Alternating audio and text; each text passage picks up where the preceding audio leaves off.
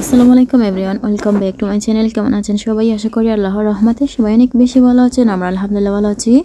চলে এসেছি নতুন আর একটি ব্লগ নিয়ে। আমার আজকের ব্লগটি আমি আবারও শুরু করে দিলাম সকাল থেকে। আমি পরোটা চা দিয়ে খাবো, তাই এখানে পরোটা বানানো হয়েছিল। আর এই তো এদিকে মজা করে আমার বোন দুধ চা বানিয়ে দিছে। আর আজ বাহিরে একটু অন্য দিনের চেয়ে দেখা যায় একটু অন্ধকার হয়ে কুয়াশা পড়েছিল। আর এই তো কুয়াশা চড়তে চড়তে মেবি 11টা বেজে গিয়েছে। তো এখন আমি আর আমার আম্মু এইদিকে এসেছিলাম। আমার আম্মু এখান থেকে লাউ পাতা নেবেন, আর আমিও পিছন পিছন আসলাম। এই জায়গাটা কিন্তু অনেক বেশি সুন্দর। এখানে আসলে খুব বেশিক্ষণ এখানে থাকি না দাঁড়িয়ে, 2-3 মিনিট এই তো গাছগুলো দেখি আর এই তো সুন্দর পানি দেখি। আমাদের পিছনের এই সুন্দর দৃশ্যটা কার কার ভালো লাগে কমেন্টে জানিয়ে যাবেন। তো আমার আম্মু গাছ থেকে পাতা তুলছিলেন, আর আমি এদিকে দাঁড়িয়ে দাঁড়িয়ে ভিডিও করছি, আমার আম্মুর সাথে গল্প করছিলাম। আশা করি ভালো লাগবে, সবাই স্কিপ না করে আমার পুরোটা ভিডিও এনজয় করবেন। যদি ভালো লেগে যায় তাহলে প্লিজ আমার ভিডিওতে একটা লাইক দিয়ে দিবেন। আর যারা চ্যানেলে নতুন আছেন এখনও চ্যানেলটিকে সাবস্ক্রাইব করেননি প্লিজ করবেন, আর যারা অলরেডি সাবস্ক্রাইব করেছেন তাদেরকে জানাই অসংখ্য ধন্যবাদ। আজ আমি শুটকি রান্না করব। তো প্রথমে ভাবছিলাম শুধু আলু দিয়ে রান্না করব, আর এখন ভাবছি লাউ পাতা যেহেতু আছে আমাদের গাছে, পিছন থেকে আনা হয়েছে কিছু লাউ পাতা, আর এখন এখান থেকে আমার বোন নিয়ে নিচ্ছিল লাউ পাতা। তো লাউ পাতা আর আলু দিয়ে মজা করে একটা শুটকি রান্না করব। আর এই তো দেখতে পাচ্ছেন আমাদের গাছের একদম ছোট ছোট টাইপের পেঁপে। তো পেঁপেগুলো গাছ থেকে এখন পেরে নিচ্ছিলেন, আর এখানে রোদ লাগে না, যার জন্য মেবি এই পেঁপেগুলো বড় হচ্ছিল না, যেমন আছে এমনই থাকে।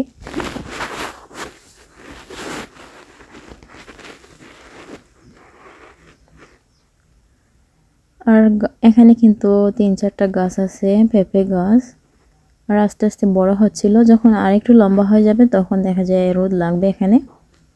তো পেঁপেগুলো গাছ থেকে পেরে আনলেন, দেখতেই পাচ্ছেন। বড় হলে এখানে এই পেঁপে অনেকগুলো হয়ে যেত। তবে এই পেঁপেগুলো কিন্তু কচি না, একটু শক্ত হয়ে গেছে।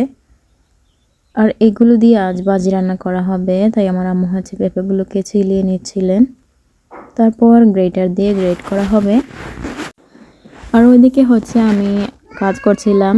তো প্রত্যেক মাসে দেখা যায় কিছু না কিছু আদা আনা হয় আমাদের ঘরে। আদাগুলো লম্বা সময় ভালো থাকে। তো এখন দেখা যায় মেবি 15 দিন হয়ে গেছে আদাগুলো এমনিতেই বাহিরে আছে। তো মনে হচ্ছিল আদাগুলো শুকিয়ে যাচ্ছে, তাই আমি আদা ছিলিয়ে নিয়েছি। এরপর শিলপাটা বেটে নিতে হবে।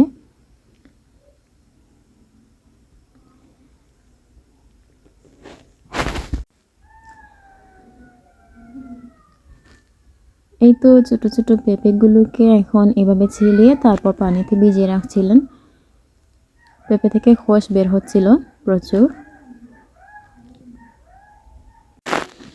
আল্লাহ জীবনে অনেক কিছু দিয়েছেন, আর ইনশাল্লাহ দিবেনও। তবে কিছু কিছু কষ্ট দেখা যায়, কখনো ভোলা যাবে না। পরও বলবো সব কিছুর জন্য আলহামদুলিল্লাহ। এখানে দেখতে পাচ্ছেন আমি শিলপাটায় আদা বেটে নিচ্ছিলাম, আর হাঁপিয়ে গেছি। আর হাঁপিয়ে গেলে আমার একটা সমস্যা, আমি কিন্তু রেগে যাই। আর এই তো আমি কথা বলছিলাম, আর আদা কিনবো না, আদা লাগবে না, আদা দিয়ে আর তরকারি খাবো না, এই বলছিলাম আর কি। তো এইদিকে মরিয়ম গ্রেটার দিয়ে গ্রেট করে নিয়েছিল। এরপর আমার আম্মু নিয়েছেন। তো এই পেঁপেগুলো নাকি একটু শক্ত টাইপের বলছিল, আর ঘষতে ঘষতে দেখে যে এগুলো গ্রেট করা হচ্ছে না। তো আমার আম্মু বলছেন আমার কাছে দে, আমি দেখি পারি কিনা। তো এইভাবে দেখেন যে দুইজন মিলে গ্রেট করে নিয়েছেন। তারপর এখানে চলে আসলাম। আর এই তো আজ এখানে পেঁপে ভাজি রান্না করব, একটা ডাল রান্না করব। তো এখানে ডালের মধ্যে বেশি পরিমাণে দিয়েছি রসুন। তো রসুন আস্তে আস্তে আমি বেরেস্তার মতো করে ভেজে নিব, আর একেবারে বাগার দিয়ে ডাল রান্না করে নিব। একেবারে বাগারে দিলে দেখা যায় আর ঝামেলা নেই, পরে আবার ফোড়ন দিতে হয় না এই আর কি। তো পরে ফোড়ন দিলে অন্যভাবে রান্না হয়, দুইভাবে দেখা যায় রান্না করা হয় মাঝে মধ্যে আর কি। এইভাবেই রান্না করলে ভালো লাগে। আর এখানে পেঁয়াজের কাঁচামরিচ ভেজে নিয়েছি, তারপরে এখানে দিয়ে দিলাম হলুদের গুঁড়ো, এখন লবণ দিয়েছি।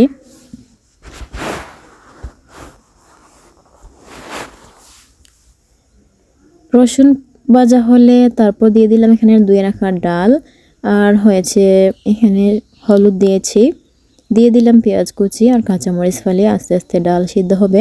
আর এখানে ডাল একটু বেশি করে নিয়েছি যেহেতু পেঁপে আর হচ্ছে ডাল রান্না করব আজ, তো আর কোনো তরকারি রান্না করছি না আর কি, যার জন্য ডাল একটু বাড়িয়ে রান্না করতে হবে। পাতলা ডাল আমাদের গড়ে দেখা যায় সবাই অনেক পছন্দ করে।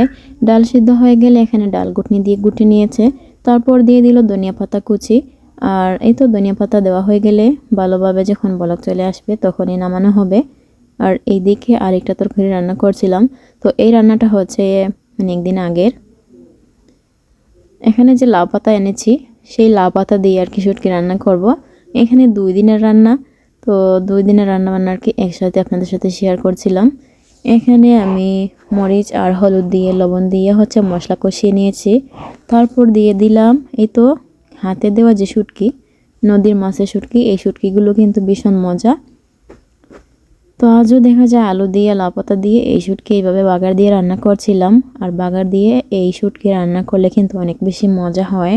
শুধু শুধু রসুন দিয়ে যে রান্না করেছিলাম সবাই অনেক মজা পেয়েছেন, তো আজ আবারও বলছিলেন রসুন দিয়ে রান্না করতে, কিন্তু আমি এখানে সবজি দিয়ে রান্না করছি। ভাবছি একই খাবার প্রতিদিন আমার ভালো লাগে না, তো আমি শুটকি কষিয়ে নিলাম। তারপর এখানে দিয়েছি আলু আর লাউ পাতা, লাউ পাতাও আমার সিদ্ধ হয়ে গেছে, আলু সিদ্ধ হয়ে যাচ্ছে। একটু ফাঁকে আর কি ঢাকনা তুলে নাড়া দিয়েছি। আর এখানে দিয়েছি ঝোলের জন্য সামান্য পরিমাণে পানি, আর এইভাবে থাকবে। তো লাউ শাক দিয়ে মাঝে মধ্যে এইভাবে একটু ঝোল দিয়ে মানে বাগার দিয়ে রান্না করলে আর কি শুটকি খেতে ভালো হয়। মাছ মাংস তো খাওয়াই হচ্ছে প্রতিদিন, আর দেখা যায় শুটকিও মনে হয় প্রতিদিন আমাদের খাওয়া হয়, এই অবস্থা তো কি আর খাবো। ফাইনালি এই রান্নাটাও হয়ে গেছে, দেখতেই পাচ্ছেন একটু পাতলা ঝোল করে রান্না করেছি। আর বাগার দিয়ে রান্না করলে মনে হয় শুটকির স্মেলটা একটু অন্যরকম হয়, খেতেও ভালো লাগে।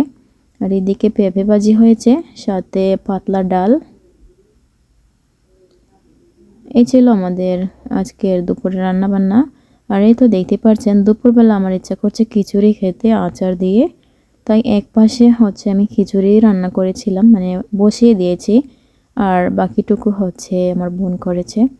তো এখন সবার জন্য নিয়ে নিলাম প্লেটে, আমার সাথে সাথে এখন সবাইকে আমি খিচুড়ি খাওয়াবো। তারপর সবাইকে বলছিলাম তাড়াতাড়ি আসো, এসে খেয়ে যাও, ঠান্ডা হয়ে যাবে, ঠান্ডা হয়ে গেলে কিন্তু মজা লাগবে না। আমি এখানে শসা নিয়েছি, শসা দিয়ে খেতে কিন্তু মজা লাগে আমার কাছে। এই তো জলপাইয়ের আচার, এরপর আমি হচ্ছে আমের আচার নিয়েছিলাম, 2টা দিয়ে খাবো। আর সবাইকে বলছিলাম আচার দিয়ে খেতে। তো দুপুরে হচ্ছে খিচুড়ি দিয়েই দুপুরের খাবারটা খেয়ে নিয়েছি। দুপুরবেলায় মনে হচ্ছিল আজ সকালবেলা এমন একটা ওয়েদার ছিল, এটা ছিল অন্য আরেকদিনের শুট করা ভিডিও। তো আস্তে আস্তে আমাদের আশেপাশের ধান কাটা হয়ে যাচ্ছে, তো এই যে ধান শুট করা হয়েছিল এই ধান কিন্তু এখনও আছে। তো কাল ভাবছি আবারও এই জায়গায় যাব, কারণ কিছুদিনের মধ্যে ধান কাটা হয়ে যাবে। আস্তে আস্তে সবাই কেটে নিচ্ছিল ধান, কারণ মাঠে হচ্ছে পাকা ধান মাঠে রেখে কেউই বসে থাকে না, তো সবাই কেটে নিচ্ছিল। আর আমাদের মানে মন খারাপ লাগছে, ধান কাটা হয়ে যাচ্ছে আস্তে আস্তে, সেই সৌন্দর্যটুকু চলে যাচ্ছিল। বিকালবেলা এখানে গাছে পানি দেওয়া হয়েছে, মরিচের গাছে। আর এই তো তামান্না এসে এখানে ম্যাগি নুডলস দিয়ে হচ্ছে স্যুপ বানিয়েছে। বিকালবেলা একটু এরকমের খাবার খেতে কিন্তু বেশি ভালো লাগে, তবে বিকাল আসলে কিছু না কিছু খোঁজাখুঁজি করি কী খাবো শীতের বিকালে। তো এখানে এসে হচ্ছে তো স্যুপ বানিয়ে নিল, ঘরে যা আছে তাই দিয়ে কিন্তু বানিয়ে নিয়েছে। এখানে চাইলে শীতের বিভিন্ন টাইপের সবজি দেওয়া যেত, তো মাঝে মধ্যে দেখা যায় সবজি থাকে না, আর তখনই আমাদের এইগুলো খেতে ইচ্ছা করে। তবে আলহামদুলিল্লাহ খেতে কিন্তু মজা হয়েছে। তো দেখতে পাচ্ছেন গরম গরম আমি খাচ্ছিলাম।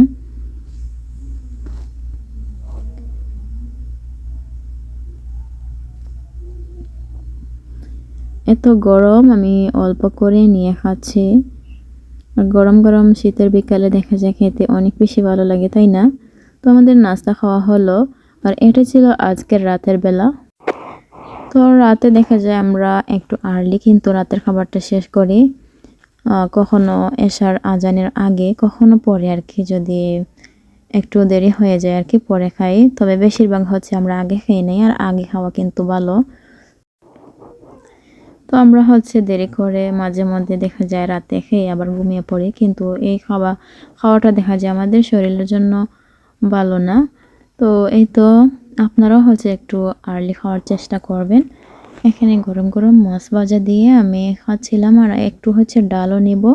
আর এখানে আমার বোন আমাকে ডিম ভাজি দিচ্ছে। আমি বলছি খাবো না, কিন্তু বলছে তুমি খেয়ে না, আমি এখানে রাখি। তো আমি খাবো না যখন এখানে কেন বা রাখবো। তো এই নিয়ে আমি আবার হাসছিলাম আর কি। এই ছিল আজকের ভিডিও। কেমন লাগলো কমেন্ট করে জানাবেন। সবাই অনেক বেশি ভালো থাকুন। আল্লাহ হাফিজ। আসসালামু আলাইকুম।